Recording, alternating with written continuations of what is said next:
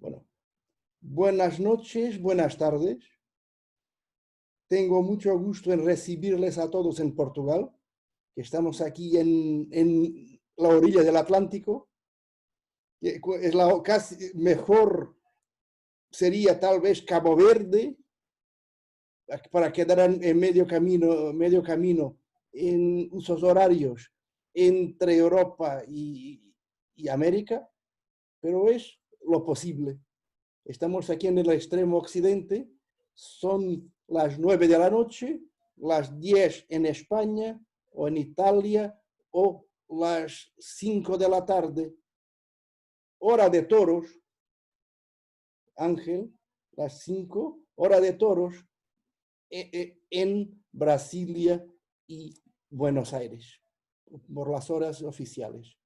Entonces, me cumple decir solamente, en calidad de anfitrión físico digital y también, bueno, como agrarista más digital que otra cosa, que he tenido mucho gusto de dar continuidad a la iniciativa de nuestro presidente, el profesor Leonardo Pastorino, y crear aquí un canal en video de interacción entre agraristas de este momento, de las dos orillas del Atlántico, pero abierto a todo el mundo.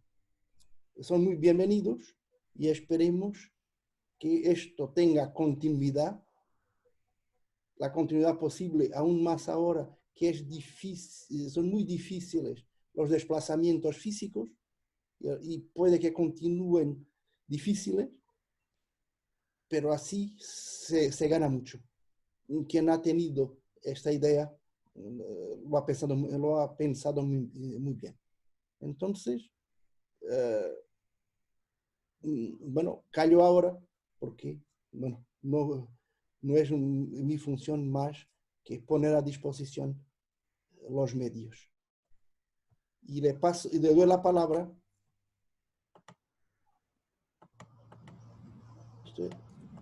Tengo que poner el sonido. No, ¿listo?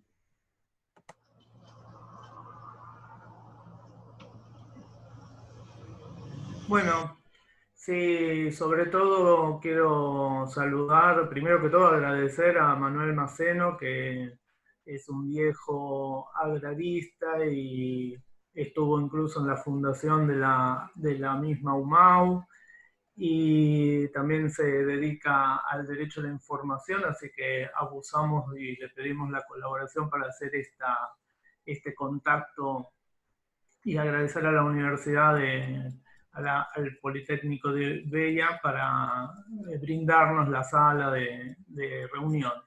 Y también a los que estamos conectados y aprovechar un poco explicar la idea de la reunión, porque todos sabemos que en el año 2020 teníamos que hacer nuestro propio Congreso Mundial, y bueno, la cuestión de la pandemia, del coronavirus, como es obvio, complicó esta realización.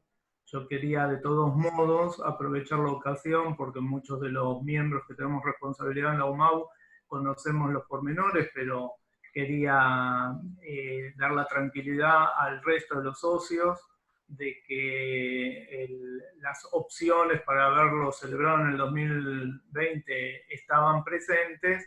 Nos agarraron, teníamos varias propuestas, nos agarró esta situación de la pandemia y hemos decidido suspender un poco la organización por las complicaciones, ¿no? Porque es complicado organizar, pero más complicado es prever, como decía recién Manuel, lo que puede pasar a futuro. Entonces nos hemos dado un tiempo para que en septiembre tanto los miembros del Consejo Directivo como los del Comité Académico revisemos un poco la situación ya con un poco más de avance, ¿no? En Argentina estamos casualmente ahora todavía en una etapa todavía no llegamos al pico de la pandemia y bueno, es difícil, viene el invierno, en otros países de América Latina la situación es justo, está en este momento en una etapa de las más graves, entonces por eso nos pareció oportuno hacer esta serie de encuentros que también nos va a facilitar a conectarnos a través de los distintos idiomas, ¿no? Entonces, nosotros cuando iniciamos la presidencia de la UMAU, entre las propuestas, habíamos asumido el compromiso de que la UMAU no se reduzca solo a la celebración de estos congresos mundiales, y estamos tratando de hacer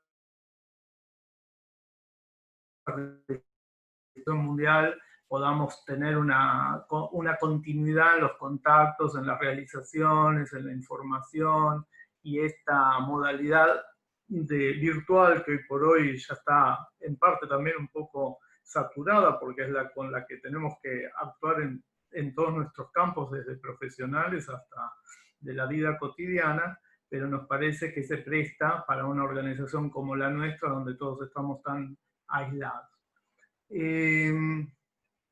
Quería decir que invitamos también a la reunión a los socios, a los adherentes, y a invitarlos a su vez a los presentes a sumar a otros colegas que puedan estar interesados en unirse a la Unión Mundial de Agraristas Universitarios en esas calidades de socios o adherentes, como también hemos invitado a otros colegas del derecho agrario, profesionales de la materia, para que conozcan un poco más de cerca nuestra asociación.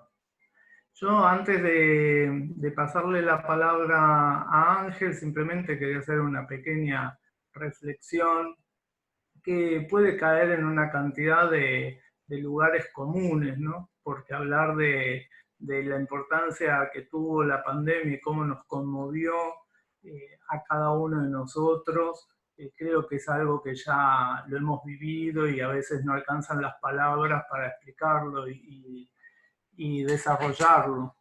Pero vinculado al derecho agrario y a las actividades agrarias, que es lo que pensábamos hablar hoy, y al funcionamiento de nuestra asociación, también ha tenido impactos que vale la pena referirse.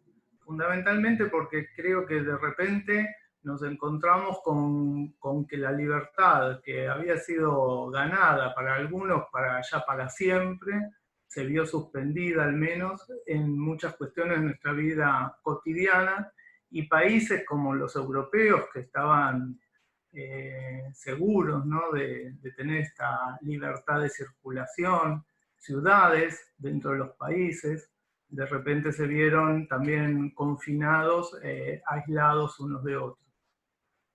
También no quiero dejar de señalar las cuestiones más trágicas a nivel económico, a nivel de la salud. Yo mismo seguí paso a paso cada situación en cada país donde hemos tenido socios, hemos sufrido la muerte a causa de esta enfermedad de un queridísimo profesor de Guayaquil, el profesor Santos Dito.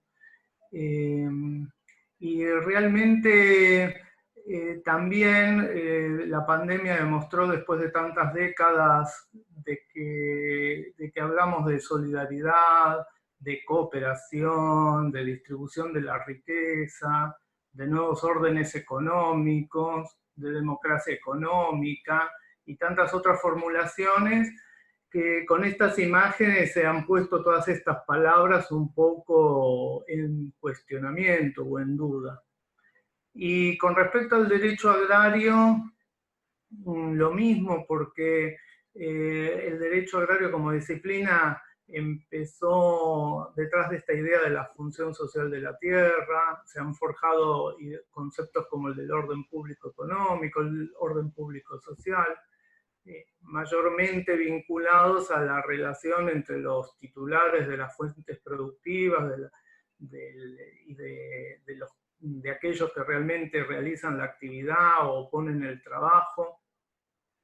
Y entiendo que ese espíritu, ¿no? de justicia social, también tiene que revalorizarse en un nuevo sentido a partir de la pandemia, ¿no? Muchas veces se citan citas y se dice que la población rural ha disminuido, que la cantidad de personas dedicadas a la actividad agraria ha disminuido, que el aporte del sector agrario al Producto Bruto Interno de los distintos países ha disminuido, que la porción que representa el mercado de los productos agrarios a nivel de intercambios mundiales también ha disminuido, y se presenta todo esto como signos de una pérdida de importancia del derecho agrario.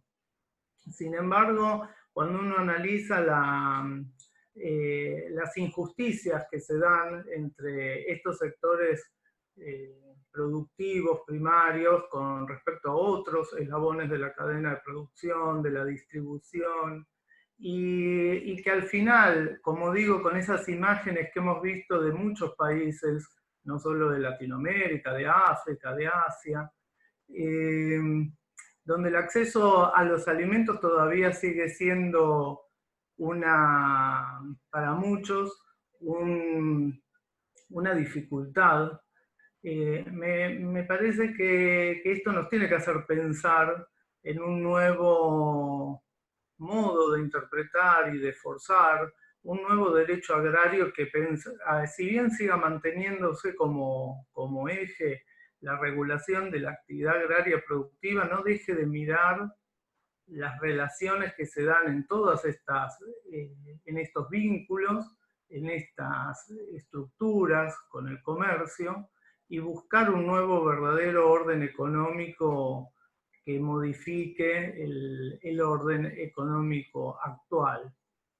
También a mí me preocupa mucho las respuestas de muchos países donde se ve una tendencia marcadamente autoritaria, un poco respetuosa a las instituciones, a las constituciones, a la división de los poderes, ¿no? Y creo que como juristas también esto lo tenemos que tomar nota, pensarlo, y ver que tanto los países que tomaron esquemas más flexibles en cuanto a las formas de afrontar la pandemia, más respetuosos tal vez de los derechos individuales y económicos, como los otros que tomaron una senda de un aislamiento y de medidas más estrictas. En ambos casos se ve un marcado distanciamiento entre los que gobiernan y los gobernados, ¿no? Porque tantos unos como otros, con intensidades distintas, pero fueron criticados. Entonces me parece que reflexionar sobre nuevas formas que se están generando de diálogo, de representación y del ejercicio del poder, la aparición de poderes más allá del poder institucional o de los poderes políticos que presionan para tomar decisiones de sector, ¿no? Nos tiene que hacer revisar un poco las políticas agrarias y el modo de tomar decisiones más democráticas, más participativas, donde el Estado realmente cumpla un rol en la búsqueda de una mejor distribución de las rentas, de las ganancias, y que haga que estos alimentos, que son uno de los productos principales de la actividad agraria y otros bienes esenciales que generan la actividad agraria, sean realmente asequibles para todos. Bueno, como quedó dicho, va a hablar Ángel Sánchez, la idea era que no habláramos tantos para no agotar, pero sí mostrar realidades en cada encuentro, en este caso Ángel Sánchez, que es el secretario general de nuestra asociación, hablará por España y en parte representando la situación de Europa. Yo después voy a retomar la palabra para hablar de un poco más cómo es la situación de Argentina, y en los sucesivos encuentros vamos a ir encontrando también, mostrando con distintos idiomas la situación de distintos países. Por ahora, entonces, dejo la palabra a Ángel Sánchez.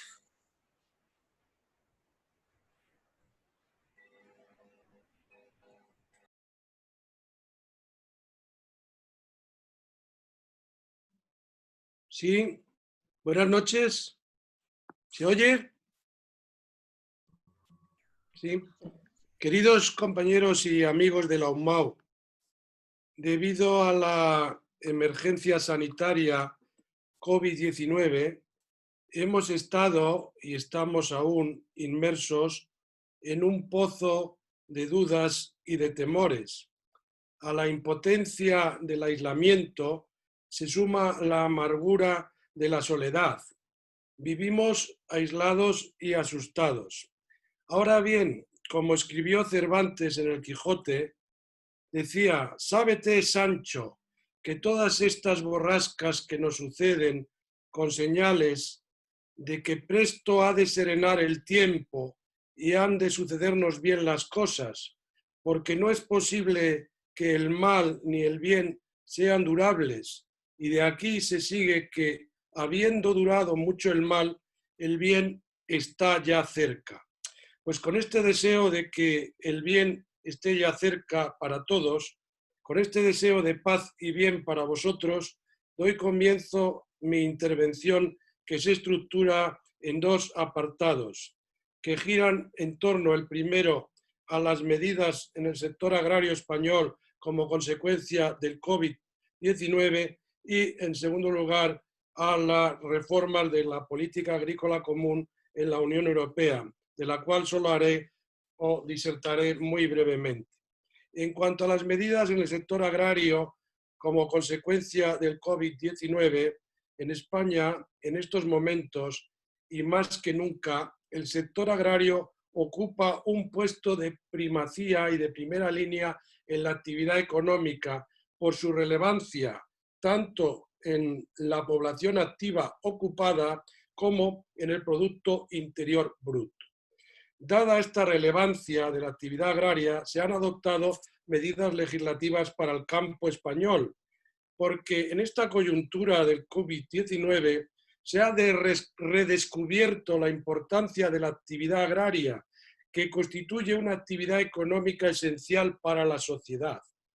El COVID-19 motivó en España la declaración de la situación denominada estado de alarma, que, entre otras consecuencias, ha limitado la libertad de movimiento de las personas. En el sector agrario se ha producido una falta de mano de obra por descenso de las personas que se ocupaban en las labores agrarias. Ha sido necesario acudir a temporeros que han escaseado en estos tiempos, gente que no podía trabajar porque no podían venir de otros países o no podían desplazarse por miedo a la pandemia, y esta falta de temporeros o de mano de obra ha terminado por afectar severamente a la capacidad y condiciones de producción de una parte importante de las explotaciones agrarias españolas, hasta el punto de que no ha llegado, pero se ha corrido el peligro del abastecimiento alimentario de la población. Para dar respuesta a esta situación de necesidad de mano de obra temporera que permita el mantenimiento de la actividad de muchas explotaciones agrarias y asegurar la suficiencia de mano de obra adecuada para atender las labores agrarias como parte esencial de la cadena agroalimentaria, se han aprobado en España dos reales decretos ley, el número 13 del 2020 y el número 19 del 2020, que establecen, entre otras medidas, unas que se refieren a la materia de empleo agrario, indispensables para contar con la mano de obra suficiente para hacer frente a las próximas campañas agrícolas. Estas medidas han beneficiado a tres estamentos. En primer lugar, a los empresarios agrarios necesitados de contratar mano de obra para desarrollar la actividad agraria en sus explotaciones, aprovisionando los mercados, también los de la Unión Europea, porque no hemos de olvidar que España es la huerta de Europa. Por otra parte, también se han beneficiado los trabajadores sin empleo, que mejoran sus condiciones salariales. Se calcula que se va a dar la oportunidad de empleo a decenas de miles de personas que estaban desempleadas, paradas, entre ellos a extranjeros con residencia legal en España y que habían perdido su permiso de trabajo, no lo tenían en vigor, especialmente a jóvenes entre 18 y 21 años. A estas personas se les va a garantizar sus derechos laborales, contrato de trabajo por escrito, pago de un salario como mínimo de un importe correspondiente al salario mínimo interprofesional en forma de transferencia bancaria. Y en tercer lugar, también va a resultar beneficiaria de estas medidas la propia sociedad, a la que se le garantiza el abastecimiento de productos agroalimentarios, evitando el incremento de precios que hubiera ocasionado el descenso de la producción. Esto es, si no había mano de obra, descendería la producción, la oferta y hubiera subido los precios en perjuicio de la propia comunidad o de la propia sociedad. Por otra parte, en España se están estudiando medidas de la reconstrucción económica. En el Congreso de los Diputados español se ha creado una comisión para la reconstrucción social y económica, para lo cual se están estudiando algunas medidas para hacer frente a la crisis desencadenada en el sector agrario por el COVID-19. Las propuestas se refieren a los siguientes aspectos. En primer lugar, a la modernización de los regadíos. La producción agraria de regadío es muy importante en España. España tiene 4 millones de hectáreas de regadío. La agricultura es la primera usuaria del agua en España. También se están estudiando medidas de apoyo para la incorporación de jóvenes agricultores para asegurar la regeneración, el relevo generacional en la actividad agraria. También hay unas propuestas de tecnología, digitalización y banda ancha en el mundo rural. También medidas de potenciación de las energías renovables y valorización de la contribución del sector agrario a lo que se llama la descarbonización o sumideros de CO2. Otras propuestas se refieren al reequilibrio de la cadena agroalimentaria frente al actual abuso de la posición de dominio de las grandes cadenas de distribución. Hay que reconocer el valor de la producción agraria pagando precios justos. Los agricultores se quejan con razón de que ha subido el precio de los insumos. Se quejan de que, en cambio, el precio de productos como trigo, cebada, maíz, en los últimos 25 años ha subido mínimamente en comparación con los grandes incrementos en los costes de producción, lo que obliga a los productores a vender casi por debajo de los costes de producción, en medio de la especulación de las grandes corporaciones en los mercados internacionales. Si esto no se resuelve, muchas explotaciones agrarias desaparecerán en la Unión Europea y se incrementarán las importaciones de cereales y otros productos agrarios, con el impacto consiguiente en los precios y en el medio ambiente. Por otra parte, también en esta comisión del Congreso de los Diputados se ha propuesto un reforzamiento del presupuesto de la Unión Europea para la política agrícola común. Actualmente existe una gran preocupación en el agro español por la propuesta de la Comisión de la Unión Europea de recortar en un 13% el presupuesto agrario para el periodo 2021-2027. Estamos hablando de unos 35.000 millones de euros de recortes previstos para este periodo. Todo ello es una auténtica contradicción, después de que con el motivo del COVID-19 se haya reconocido por la Unión Europea el papel estratégico de la actividad agraria en esta crisis sanitaria, que ha permitido a una población de 500 millones de personas disponer de alimentos suficientes en volumen, calidad y precios. Hemos tenido un adecuado suministro alimentario, en contraposición con problemas de suministro habidos en otros sectores económicos con fuerte dependencia del exterior.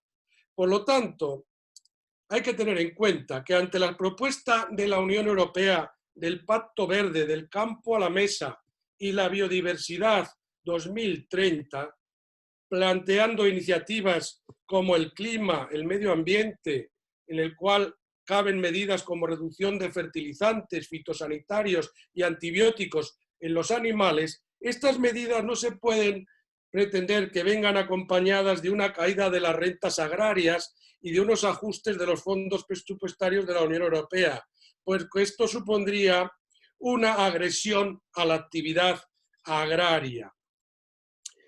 Por otra parte, hay que recordar que en el marco de la Unión Europea se iba a culminar el proceso de acuerdo con el Mercosur y el Parlamento holandés votó en contra del acuerdo Unión Europea-Mercosur, el mayor acuerdo comercial de la Unión Europea y que requiere la ratificación de todos los Estados miembros de la Unión Europea. Y esto es además una mala señal para el próximo voto holandés sobre la ratificación del acuerdo comercial entre la Unión Europea y Canadá. Sin embargo, la Unión Europea y México han finalizado las negociaciones para un nuevo acuerdo comercial, pendiente de ser aprobado por el propio Consejo y el Parlamento de la Unión Europea.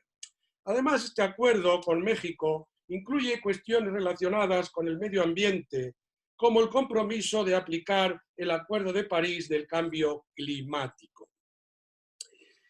Por último, haré alusión a una medida extraordinaria muy importante para España, que es la que se refiere al sector del vino. Queridos compañeros de la UMAO, les hablo desde el Reino de España, el mayor viñedo del mundo. España tiene casi 1 millón de hectáreas de viñedo y les hablo más concretamente desde La Rioja, una tierra que tiene nombre de vino, donde es considerado el vino un arte, una obra de arte embotellada. El vino en La Rioja es un ser vivo al que hay que entender y hay que mimar. Pues bien, la pandemia del COVID-21 está provocando una importante perturbación en el mercado vitivinícola. La pandemia ha originado el cierre de hoteles, restaurantes y bares y ha motivado problemas logísticos debido a las restricciones impuestas que han afectado al abastecimiento y demanda de vino. A ello hay que añadir la ausencia del turismo. España es una potencia turística que también incide en el consumo del vino, afectando negativamente a su comercialización y originando desequilibrio entre la oferta y la demanda. La Unión Europea ha tenido presente esta circunstancia y ha aprobado un reglamento delegado 592/2020 de 30 de abril, para cuya aplicación a las particularidades del Reino de España ha tenido la necesidad el gobierno español de aprobar el Real Decreto 557 de 2020 de 9 de junio, por el que se han adoptado medidas extraordinarias en el sector del vino para hacer frente a la crisis causada por esta pandemia. Y las medidas que se recogen en este Real Decreto son las que se refieren a las siguientes ayudas. En primer lugar, ayudas a la destilación de crisis para la campaña 2019-20. Se destina fundamentalmente a destilar vino de mesa o granel para ayudar a los costes de suministros y destilaciones de vino que benefician tanto a las bodegas como a las destilerías. El alcohol obtenido en la destilación se destina a usos industriales, por ejemplo, la fabricación de desinfectantes, productos farmacéuticos o usos energéticos. pero nunca al alcohol de uso de boca. España va a destilar 2 millones de hectolitros frente a los 200 millones de hectolitros de vino de Francia y los 150 millones de hectolitros destilados presumiblemente por Italia. En segundo lugar, otras ayudas se refieren al almacenamiento privado de vino, con el fin de aliviar la situación actual de desequilibrio entre la oferta y la demanda, requiriendo un reequilibrio en el mercado desde el lado de la oferta. Se almacenará como mucho 2,5 millones de hectolitros, únicamente en este caso de vino con denominación de origen protegida o indicación geográfica protegida.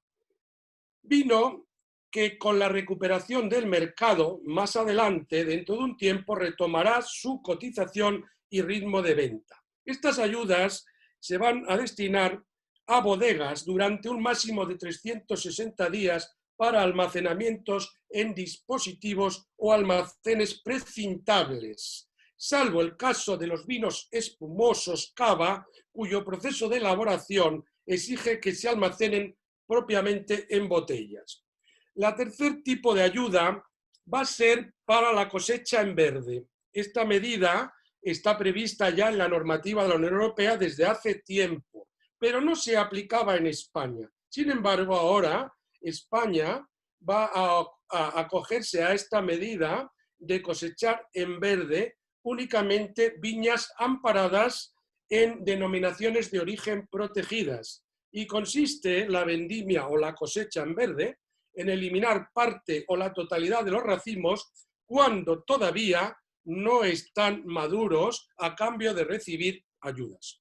Se van a abonar estas ayudas directamente a los viticultores que no tienen garantizada la venta de todo o parte de su cosecha de vino a las bodegas a precios razonables de mercado. Junto a estas medidas, y estoy terminando, de apoyo al sector vitivinícola, quiero incidir en que para España el sector vitivinícola es fundamental para la economía agraria española porque el valor de producción supera los 1.200 millones de euros anuales. Por eso el sector vitivinícola español requiere de medidas de apoyo y además de las 3 medidas de ayuda que acabo de exponer, van a celebrarse o van a llevarse a cabo otras medidas de equilibrio de mercado que van acompañados de la regulación del mercado, por ejemplo, limitando los rendimientos máximos de uva por hectárea o el incremento del volumen de alcohol exigido en los subproductos resultantes de la elaboración de vino.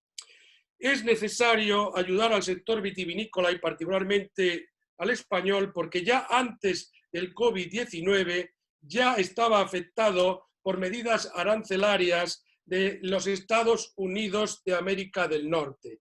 Esto significa que estamos ante un sector estratégico para España y que precisa de medidas de apoyo y que por lo tanto estas están muy justificadas. Bueno, no me voy a extender más porque tengo el compromiso del tiempo limitado. Quedo, queridos compañeros, a vuestra disposición. Gracias. Muy bien. Bien, agradezco a Ángel que nos sintetizó estas medidas y nos mostró una realidad que podemos confrontar con la situación de Argentina también. Cada país es un mundo en sí mismo, ¿no? Y evidentemente la pandemia afectó a todos los países en forma distinta, pero a todos en definitiva. Y en el caso de la Argentina, comento nada más que la situación en cuanto a la situación de los contagiados es relativamente escasa, digamos, por ahora se mantienen números escasos y se podría considerar como de no demasiada entidad o volumen, porque tenemos recién 32.785 casos que son cifras oficiales, pero que pueden estar subvaluados, pero lo concreto es que también tenemos solo 862 muertes, eso creo que es un dato que puede ser mucho más claro y objetivo. Y tenemos recuperados 10.176 en una población de 45 millones. Lo que quiero significar con estos datos es, como decía antes, que la etapa en la que estamos es casi inicial, porque si consideramos 32.000 casos globales y solo 10.000 recuperados, eso nos está indicando que al principio fueron pocos los casos, entonces los recuperados siguen siendo pocos significativamente, representan un poco menos del 30% o el 30%, y en cambio en los últimos días se fue dando un aceleramiento y estamos en un promedio de unos 1.400, 1.500 casos que se están dando en los últimos días a diario. Entonces eso aumenta la cantidad de personas enfermas actualmente y no recuperadas. Pero lo concreto es que para para lograr este resultado, se empezó bastante pronto con un tipo de aislamiento bastante también estricto y en todo el territorio nacional, incluso en regiones donde todavía no había llegado el coronavirus, pero eso se adoptó el 19 de marzo, es decir, que estamos casi a los 3 meses de tener un aislamiento que después fue siendo morigerado en algunas regiones, pero que en la zona que llamamos del AMBA, del Gran Buenos Aires, su conurbano y una segunda cadena de conurbano que decimos que abarca también mi ciudad de La Plata, estamos en un aislamiento aún muy estricto. Y esto tiene que ver con el reflejo en la situación económica, ¿no? Porque si ya 3 meses de aislamiento, algunos han hecho cálculos diciendo que por ahí un pequeño negocio puede sostenerse en promedio 30 días cerrado. En Argentina dicen que esa capacidad de aguantar, de soportar la situación puede ser todavía un poco menor. Se darán cuenta que 3 meses de aislamiento evidentemente van afectando mucho más a la economía. Y por otro lado, la Argentina se encuentra con la pandemia con una situación económica muy complicada. Es ya conocido que estamos en default con respecto al pago de muchos bonos y deuda externa. En el año 2018 y luego en el 2020 con las PASO tuvimos 2 momentos de brusca devaluación, más del 100% la primera vez, después se continuó con más moderada, pero siempre en línea de devaluación, y después de la primera elección, las primarias serían para generalizar un poco, no entrar en el sistema electoral argentino, en agosto del año pasado hubo una nueva devaluación de como un 40 o 50%, porque en los días subsiguientes siguió creciendo la misma, ¿no? Entonces, tenemos una gran deuda, no solo del país, sino de que en el Estado federal cada provincia tiene la posibilidad de contraer sus propias deudas, asumidas mayormente en dólares, una gran devaluación, es decir, una capacidad muy difícil para adquirir esos dólares, una gran pérdida de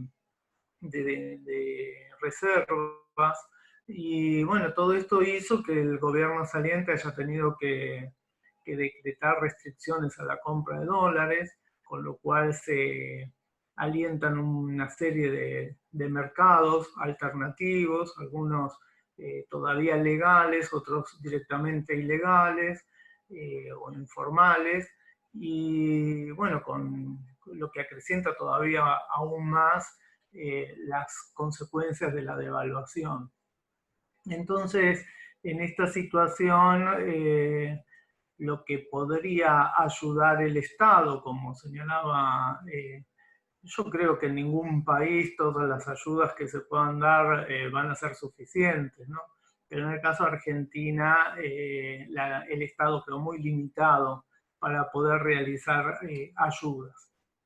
Entonces, la primera regla en cuanto a poder interpretar cómo afecta económicamente a la actividad agraria la pandemia, es decir, que lo primero que se hace cuando se decreta el aislamiento social preventivo y obligatorio, como se llama, antes ya se había hecho el aislamiento con respecto a la educación, porque las escuelas se suspendieron el inicio de las clases, las universidades empezaron algunas y otras enseguida volvieron a cerrar, y bueno, y las que no habían empezado nunca empezaron, pero hoy por hoy no tenemos clases en el sistema universitario. Distintos estamentos burocráticos, tanto el gobierno nacional, provincial, los municipios, todo fue conduciéndose a un aislamiento, ¿no? Se cerraron todos estos organismos a fin de que la población se mantenga en su casa. Pero bueno, se determinaron unas pocas actividades que se llamaron esenciales, porque eran las que podían sostener ese aislamiento, y ahí digamos que es la actividad agraria una de estas actividades. Pero quiero hacer relación con un poco nuestra disciplina y con nuestras categorías, como definimos esta actividad agraria, porque en realidad nosotros en Argentina no tenemos una definición así legal, ¿no?, de la actividad agraria, y en este caso se dice que eran las actividades vinculadas a la producción, distribución, comercialización agropecuaria y de pesca. Cuando hablamos de agropecuario, ya queda como excluido lo forestal, que unas semanas después, alrededor de la primera semana del mes de abril, se incluye también la actividad forestal y la foresto-industrial. Y también se consideran esenciales las industrias de alimentación, su cadena productiva e insumos, pero fíjense que son las industrias de alimentación, y acá hago otro paralelismo con nuestra forma de reconocer, ¿no?, las actividades agrarias.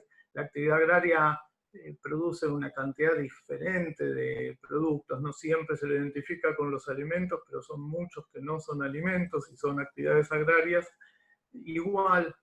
Y en este caso la industria permitida fue la de alimentación, pero por ejemplo no estuvo habilitada la actividad de la industria tabacalera, que también luego, ante una escasez ya de cigarrillos, se la habilitó, pero por mayo. No están habilitadas las industrias textiles, con lo cual todo lo que es algodón no encontraba su mercado. Y así podríamos poner muchos ejemplos donde la actividad primaria se permitió, pero no había un correlato con una actividad industrial que le pueda servir de demanda, ¿no? Entonces, también se declararon esenciales el transporte de carga y algunas actividades impostergables para el comercio exterior. Esto realmente es significativo porque por eso hice la relación todo con la situación económica general, ¿no? Porque no solo es el sector alimentario, sino también el ingreso de divisas a través de otras producciones que eran necesarias. Y de hecho, ya para el 20 de diciembre del año pasado, sin coronavirus todavía a la vista en Argentina, a 10 días de asumir el presidente Alberto Fernández, el Congreso sancionó una ley que declaró la emergencia económica, social, financiera, bueno, y de muchos rubros, entre ellos el sanitario también, y esa ley, entre otras cuantas medidas, habilitó a un nuevo aumento de retenciones a los productos agrícolas, y, bueno, especialmente los vinculados al sector agroexportador, ¿no? Porque las retenciones se establecen sobre la exportación.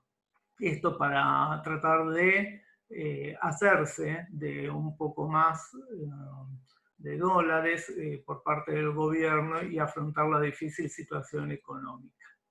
Pero bueno, ¿qué consecuencia tiene esta declaración de esencial? Que si bien obviamente habilitó la posibilidad de continuar, también después habría que hacer una pequeño paréntesis, porque como digo, en algunos casos hay una restricción del mercado interno, en algunos casos total, y en otros, aún en el alimentario, realmente la situación económica de la sociedad en general se ve muy complicada, ¿no? Todavía con muchas personas por debajo de la línea de pobreza, que ya se calcula que están por arriba del 40%, muchos sectores de la economía informal, gente sin trabajo. Entonces también eso repercute aún en las actividades habilitadas. Como decía Ángel, acá todavía siguen cerrados, en la zona mía por lo menos todavía siguen los restaurantes, los bares, es decir, hay una merma de la demanda de estos productos agrícolas de todos modos, ¿no? Y el mercado internacional, porque también todos los países les está pasando algo parecido, y entonces tampoco es la misma demanda en el mercado internacional. Entonces, digo que el problema es que a pesar de que siguen funcionando, tienen sus dificultades propias en el mercado, y sin embargo, prácticamente como regla, segunda regla general, todos los programas de ayuda excluyen la posibilidad de ayudas a estos sectores, porque en líneas generales se excluyen a las actividades llamadas esenciales, porque la lógica es ayudar a aquellas actividades que a causa del aislamiento han tenido que estar cerradas, y se supone que la actividad agraria y la industria alimenticia está funcionando. Esto como regla, vuelvo a decir.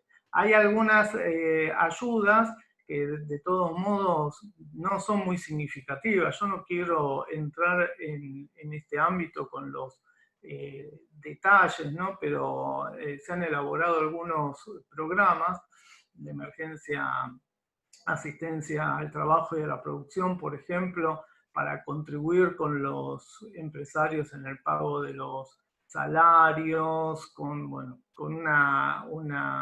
aportes por parte del Estado, pero en ese caso el sector agrario está excluido. Se han establecido para aquellos casos. También hay que tener en cuenta que siempre se exigen demasiados requisitos para acceder a estos beneficios, por ejemplo, demostrar la efectiva disminución de los ingresos y una serie de cuestiones de papeleo burocrático que muchas veces lo que trasciende en las quejas de estos sectores es que les complica bastante poder acreditar todos los requisitos que tienen. Y después algunos también líneas de crédito a tasas favorables, pero que siguen teniendo su tasa para pequeñas y medianas empresas, por ejemplo, poder abonar sus propios sueldos.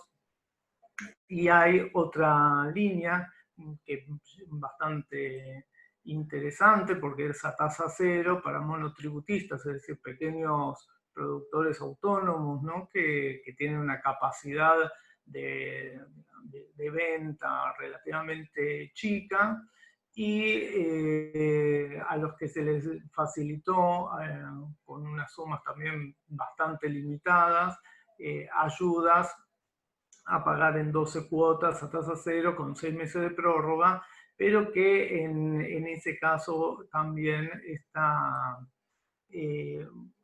discutido si cualquier productor agropecuario puede acceder, porque en principio entraban dentro de la norma como excluidos, después se terminan a veces haciendo excepciones, otros de estos créditos los puede otorgar las provincias o otros organismos, y aún pudiéndoles corresponder, el tema es que siempre tienen que demostrar algún tipo de significativa pérdida de ingresos.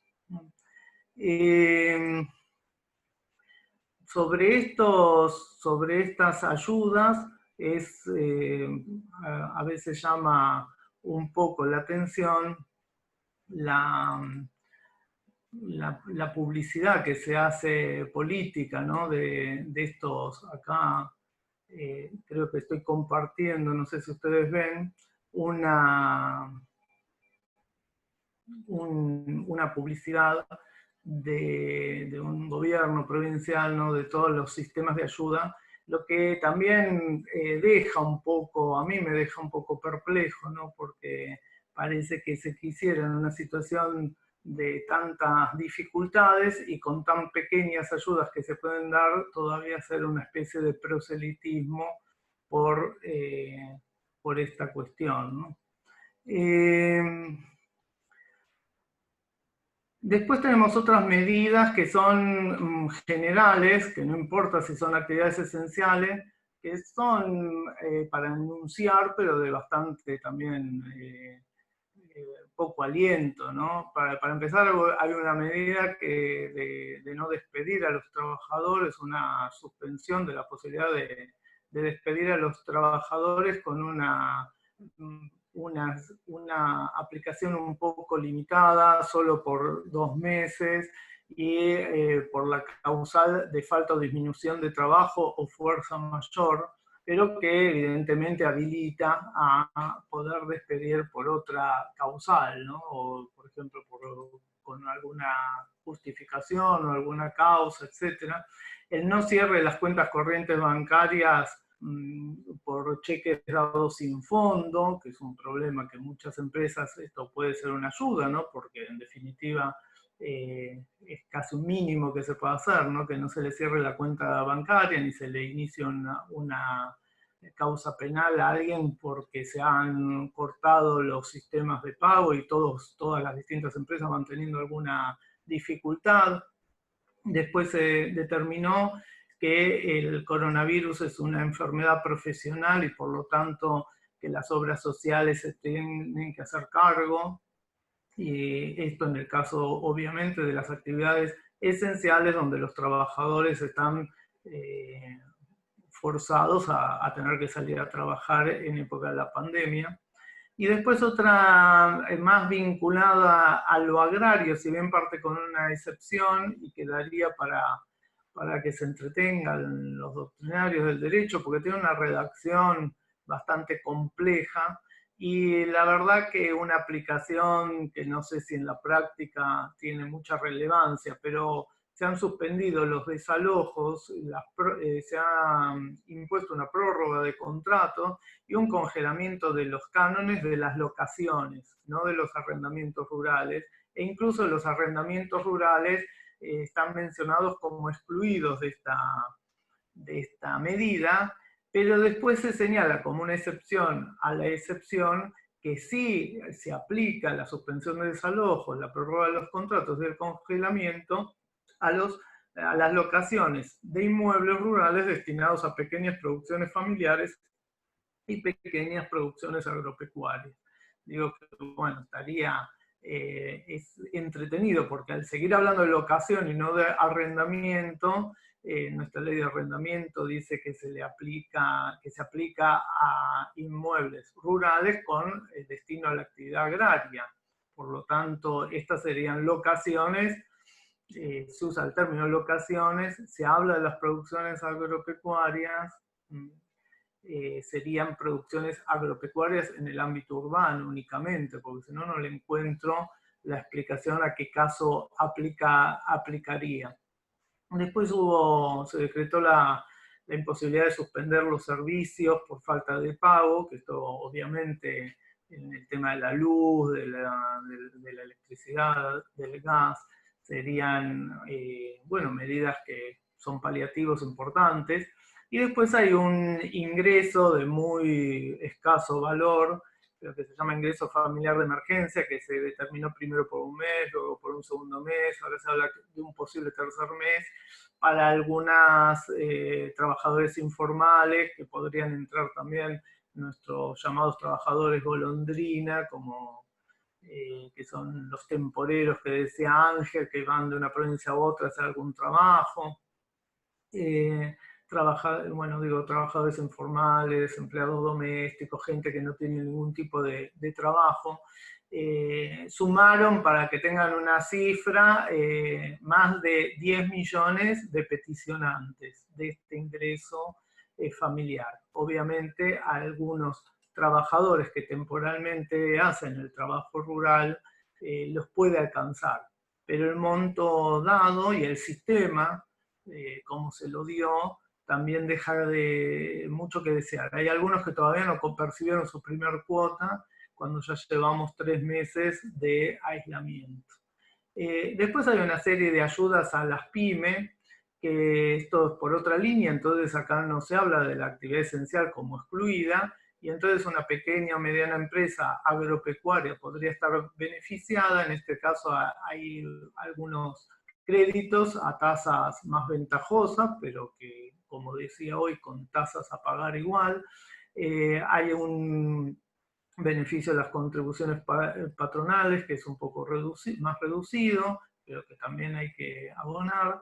Y hay algunas compensaciones que, bueno, el que no conoce el sistema argentino y impositivo le puede costar un poco entender, pero que se puede imputar un impuesto que tenemos al cheque, al después pago del impuesto a las ganancias. Lo que quería volver es que entonces, como regla, muchas de estas ayudas excluyen al sector agropecuario, pero tenemos actividades. Yo siempre digo que no tenemos que hablar tanto de actividad agraria como de actividades agrarias en plural, porque cada cual tiene su dinamismo y su mercado y sus características, y hemos tenido ahí una cantidad de problemas. Por ejemplo, en el caso de la industria vitivinícola, han tenido y han logrado un decreto específico para que sí se les apliquen las ayudas al pago de sueldos que mencionábamos anteriormente, porque, como decía Ángel, pasa en España, también en Argentina, el sector, si bien puede funcionar, se encuentra con dificultades de mercado. Como también me comentaba el otro día una colega, si bien están habilitadas como esenciales las distintas industrias que generan insumos a la producción agraria, por ejemplo, nadie advirtió que había que permitir que funcionen las imprentas, y a un cierto momento las bodegas se quedaron sin etiquetas porque no estaban funcionando las imprentas, o, como hoy señalé, el caso del tabaco, u otro caso, el del algodón, que también, claro, hay un uso medicinal del algodón que posiblemente haya mínimamente aumentado la demanda, pero el gran destino es el uso textil y las industrias textiles no están funcionando. Entonces, tampoco hay demanda internacional, y eso hace que exista también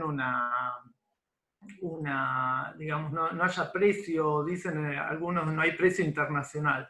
Por eso algunos gobernadores de provincia también han tratado de ayudar. El otro día escuchaba un audio del gobernador de Santiago del Estero que hablaba del otorgamiento de un subsidio por hectárea para minifundistas en el sector del algodón, porque tienen, como decía también Ángel en el caso del vino, hay que tratar de aguantar lo cosechado, primero no perderlo, tiene costos la recolección, tiene costos el almacenamiento y no hay dónde venderlo. Y hay que esperar la oportunidad de un tiempo mejor, donde los precios se restablezcan. Por otro lado, les quería mostrar hay un adaptamiento, ¿no?, a todas las industrias, y que es una nueva dificultad, porque esta foto, siempre que viene un visitante vinculado al derecho agrario a Argentina, los trato de acompañar a conocer el mercado de Liniers, el mercado de las carnes. Uno puede decir que no habría riesgo de coronavirus o de contagio vendiendo ganado, porque se imagina que puede ser a distancia o de dos productores, uno y otro. En cambio, el sistema en el mercado de Liniers, como se ve, se hace con unas dimensiones de entre 8.000 a 12.000 cabezas de ganado en una hora, y con toda esa gente que está viendo, esto no es en periodo de aislamiento, ¿no?, pero ahí se está haciendo la subasta pública y están todas las personas ofertando, y obviamente están amontonadas, ¿no? Así que el mercado de Liniers tuvo que cambiar su dinámica, su forma de comercializar. Entonces no se hizo más en forma, si bien estaban habilitados, se tuvo que pasar a hacer en forma online o con ventas directas, y este mercado, que en definitiva por su volumen construye, digamos, un precio de referencia para todas las operaciones, hoy por hoy dejó de funcionar. Entonces, esto genera, digamos, son adaptaciones, ¿no?, que tuvo que hacer el sector. Como muchas empresas, por ejemplo, el sector lácteo, la industria frigorífica, tuvieron que adaptarse y hacer sus propios protocolos, que también son costos, que también son dificultades para asimilar, ¿no?, las medidas. A veces en los sectores agrarios la gente está más acostumbrada a una forma de actuar en libertad en el campo, y se despreocupa un poco de estas normas de aislamiento, de uso de barbijo, de incomodidades que pueda generar. Y bueno, como digo, en la industria frigorífica, por ejemplo, estuvo cerrada en Estados Unidos. Acá estaba, si vamos a mostrar, que estaba mostrando fotos, hablando del mercado internacional y sus referencias. Fíjense que sorprendió, ¿no?, en una situación donde muchos mercados sufrían. Paso primero un segundo, este es el ejemplo contrario, ¿no?, las ventas afectadas de té argentino, porque al cerrarse tantos supermercados, y tantos más que supermercados, restaurantes y bares en Estados Unidos, que es uno de los grandes compradores, por 1 o 2 meses o 3 se vio afectado. En esta nota se cuenta prácticamente que se afecta a un pueblo entero, una pequeña localidad de Misiones, donde el pueblo tiene solo 10 hectáreas y cubiertas de gente, pero todo su entorno es productor de té, ¿no? Entonces, para ese pueblo es significativa la pérdida de un mercado internacional. Y digo, como así sufrieron muchos en el mercado internacional, de golpe aparecen noticias como esta, que al contrario se aumenta la venta a los Estados Unidos,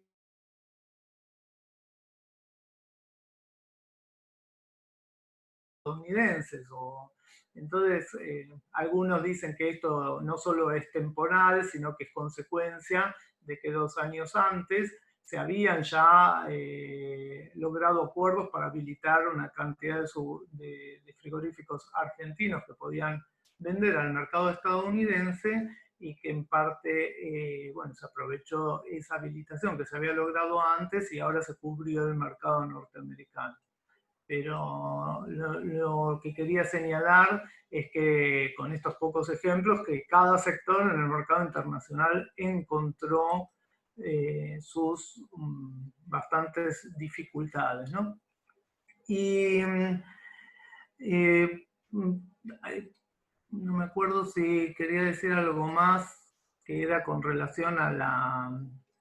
Bueno, creo que lo dije, pero la última, por ahí, comentario era con la valorización para el que sabe derecho agrario de todas estas cuestiones del ciclo biológico, ¿no? La pandemia agarró a muchas producciones en momento de también de la cosecha. Como decía Ángel, nosotros también tuvimos problemas porque el obstáculo del tráfico de localidades y de provincias en provincias impactó, ¿no?, en la falta de trabajadores en algunas regiones, como el vino en Mendoza. Después habían muchas dificultades, consecuencias cuando los trabajadores querían volver a sus provincias. Muchas provincias cerraban la frontera y no podían volver, así que hubo una cantidad de padecimientos bastante importantes, ¿no? Para cerrar, digo que también el COVID, como decía hoy, un poco da para todo, para justificar todo. Tenemos ahora un caso que está bastante emblemático, que se está discutiendo, de una expropiación de una empresa que tiene una cantidad de situaciones que trascienden el coronavirus, pero se menciona en el decreto de necesidad de urgencia que interviene la empresa algunas situaciones que sí están vinculadas al coronavirus y esta declaración de emergencia sanitaria. Entonces, la conclusión, digamos, es que una actividad en un país como Argentina, agroexportador, que podría tener una ventaja comparativa, si se quiere, en la agricultura, que normalmente no es una agricultura subsidiada, que ahora se la declara como una actividad esencial, también ha sufrido consecuencias bastante importantes a nivel económico, mercado, después de reconstrucción, y que bueno, en el caso son pocos los ejemplos, los pocos paliativos que se le pueden brindar.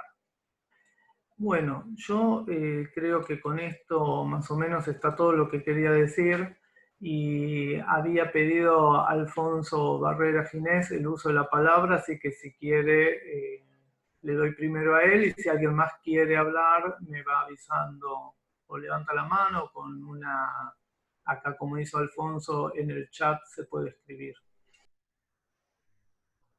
Buenas tardes desde México, buenas noches a España y a cada uno de los compañeros. Agradezco mucho que me hayan hecho el favor de concederme el uso de la palabra. Lo haré brevemente en atención a la sugerencia del profesor que me antecede en el uso de la palabra.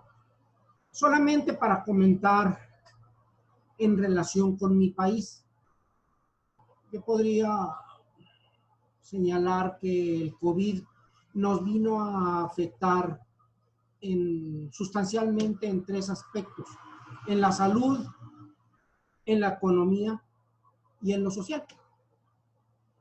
Me refiero al aspecto económico desde el punto de vista de que si en mi país ya teníamos problemas con el nuevo gobierno que empezó a partir de diciembre de 2018, un presidente que sigue la misma línea de Hugo Chávez en Venezuela, de Correa en Ecuador, de Lula Silva en Brasil y otros más. Cada uno de ustedes entenderá por dónde va la línea de gobierno de mi país. Empezó con que en el gobierno mexicano se debería de establecer una línea de austeridad económica hacia todos los sectores de gobierno. Y por supuesto, las autoridades del sector agropecuario no fueron la excepción. Así llegó al grado, por ejemplo, de que a últimas semanas, una de las secretarías del gabinete, que se llama la Secretaría de Desarrollo Agrario, Territorial y Urbano, SEDATU por sus siglas, la dejaron sin oficinas permanentes en cada una de las delegaciones de todos los gobiernos de los estados, obligándolas a que busquen cobijo en algún pequeño rincón de una subdependencia que se llama el Registro Agrario Nacional. Otro de los sectores altamente golpeado en el aspecto económico fue los tribunales agrarios.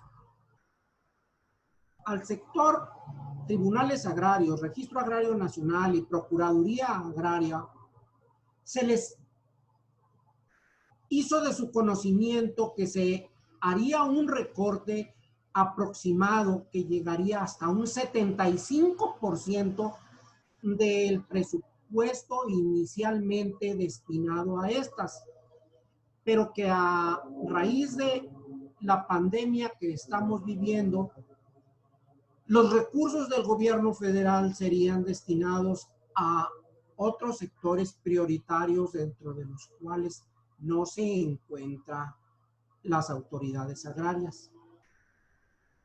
En general, podemos decir que la impartición de justicia en México, los abogados y la sociedad lo consideramos como que estamos en crisis, debido a que, igual que como señalaba el maestro de Argentina, en nuestro país llevamos 3 meses prácticamente, desde el 18 de marzo hasta el día de hoy, 17, cerradas todas las autoridades que se refieren a todos los sectores, con una promesa que en cuanto mejore la situación de salud, serían reabiertas esas dependencias. Lo que no ha ocurrido porque los contagios de la pandemia siguen en aumento en nuestro país en lugar de disminuir, y semanalmente se va haciendo una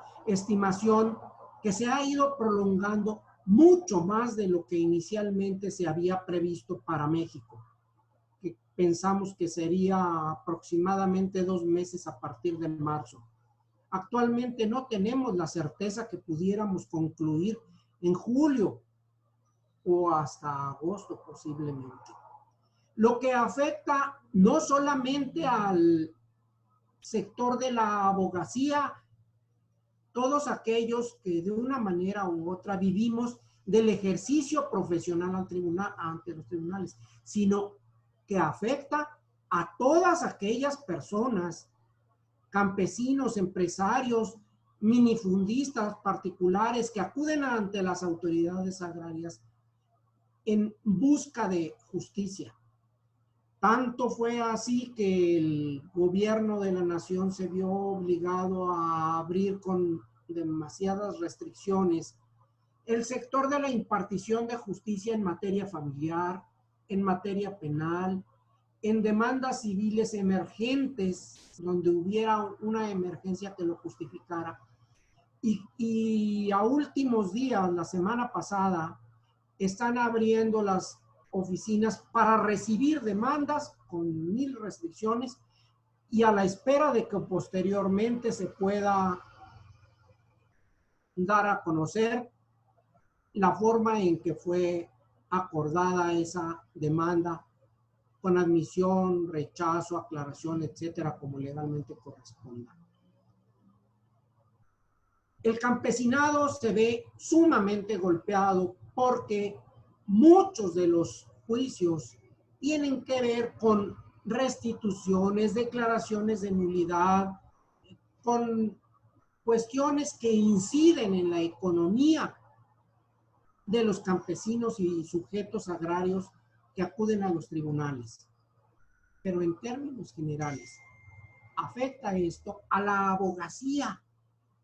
Todo el sector de la abogacía nacional, que inclusive ha dado lugar a manifestaciones fuertes, violentas, que se han dado a conocer en la prensa nacional e internacional, cómo han sido tomadas algunas dependencias, como por ejemplo Ciudad Judicial, ubicada en la ciudad de Guadalajara, Jalisco, por un grupo de abogados manifestantes exigiendo que no se debe de considerar al sector de impartición de justicia como algo secundario, como algo no prioritario.